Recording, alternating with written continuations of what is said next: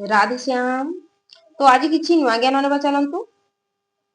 नव्य तैस्य कृते नार्थ नाकृते नेहो कंचन न चास्य सर्वभूतेषु कश्चिदैस्य व्यापाश्रय।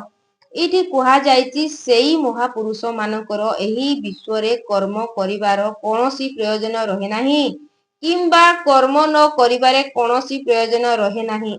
एहीपरि कोनोसी प्राणी सहित मध्य तांकर कोनोसी स्वार्थ संबंध रहे नाही। अर्थात जे सत् कर्मानुष्ठान करे से सर्वदा निश्चिंत निर्मल रहे।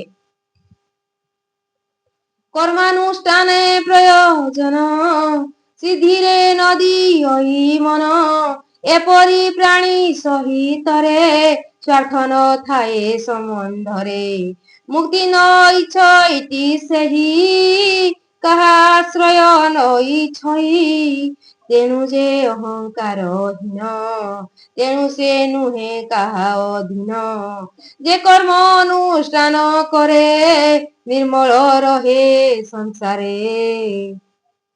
एठी भगवान कहउचंती जे सेही पुरुष मानकर एही विश्वरे कर्म करिबारे कोनोसी प्रयोजन रहे नाही किंबा कर्म न करिबारे कोनोसी प्रयोजन रहे नाही। एपरिकी कोनोसी प्राणी सहित मध्य तांकर कोनोसी स्वार्थ संबंध रहे नाही। अर्थात जे कि सत् कर्म अनुष्ठान करे जे सर्वदा निर्मल रहे। जो मनुष्य केवल सत् कर्म अनुष्ठान करे और निर्मल रहे सेई मानक कथा कहउचंती। तस्मात् सक्त सतत कार्य कर्म समाचर आसक्त ह्याचरण कर्म परमात्मनि पुरुष। एठी कहा जायछि तेणु सर्वदा आसक्ति रहित होई निष्ठार सहित कर्तव्य कर। आसक्ति रहित होई कर्म करुथुवा प्रत्येक मनुष्य परमात्मा को प्राप्त हुए। भगवान कहउचंती जे सर्वदा आसक्ति रहित होई कर्म को निष्ठार सहित करो ओ एमिति जेउ मनुष्य करिथाए सिए परमात्मा को प्राप्त होइथाए।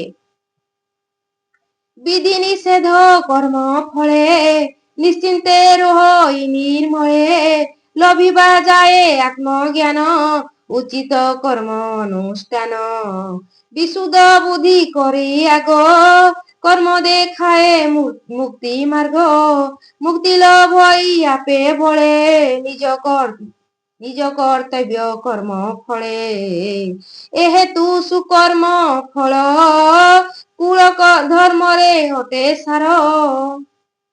जे निष्ठार सहित काम को करिथाए निष्काम होइकी काम को करथाए कोनोसी जिनिस रे आसक्ति रखिथाए नाही सिए परमात्मा को प्राप्त होई जाए।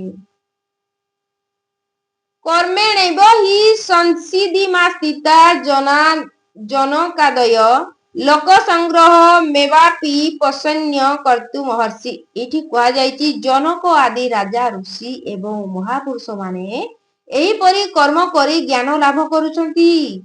तू जनक कहिथिबा पद देई चलिले अन्य माने समस्ते सेही बाट देई जिवे। एणु जन कल्याण निमंते कर्तव्य कर्म करिबा उचित। इति कहउचंती जे जनक आदि राजा ऋषि महापुरुष माने एपरि कर्म करी ज्ञान लाभ करिचंती। तू जनक माने तू मनीष कहिथिबा पथ देई महापुरुष माने कहिथिबा पथ देई बाट चालिले सेही बाटरे समस्त कार्य बनिबार लागे सेही बाट देखा जाए। एणु जन कल्याण निमंते कर्तव्य कर्म करिबा उचित। जनक आदि ऋषि गण कर्मरु लभिचंती ज्ञान तेणु ताहांक पथ धरी संसारे चलंती संसारी तेणु तू सेही पथे चल देखि चलिबे नरकुल जन कल्याण निमित्तरे कर्तव्य करिले संसारे अभिष्ट पूरण होइब ए मन आनंद लभिब। जे भगवान कहउचंती जे जो काम द्वारा जन कल्याण होई पारुची सेही कर्तव्य को करो सेही कर्तव्य करिबा द्वारा तोर अभिष्ट पूरण होबो और तू आनंद को लभिबु। एही प्रकार रे भगवान बुझौचंती।